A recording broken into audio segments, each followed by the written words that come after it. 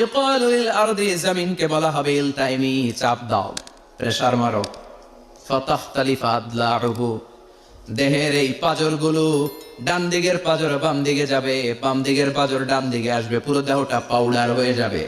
দুনিয়ার লোভ লালসা তোমাদেরকে মোহাচ্ছন্ন করে রেখেছে, এই মোহ কোনোদিন তোমাদের কাটবে না। হাত্তা যুরতুমুল মাকাবির, যতদিন না কবরে ঢুকবা। চিল্লায় বলেন ঠিক কিনা? বেশি না কম? এজন্য বিশ্বনবী বলতেন আল কবর, কবর হয়তো কারো জন্য জান্নাতের বাগান, কিংবা কারো জন্য জাহান্নামের গর্ত। আমরা আল্লাহর কাছে দোয়া করি, আল্লাহ আমাদের সকলের কবর গুলোর জান্নাতের বাগান বানিয়ে দাও। এজন্য বিশ্বনবী সব সময় দোয়া করতেন, আল্লাহুম্মা ইন্না নাউযু বিকা মিন আযাবিল কবর, ও আল্লাহ কবরের আযাব থেকে তুমি আমাদের বাঁচাও। পড়ে না আমিন।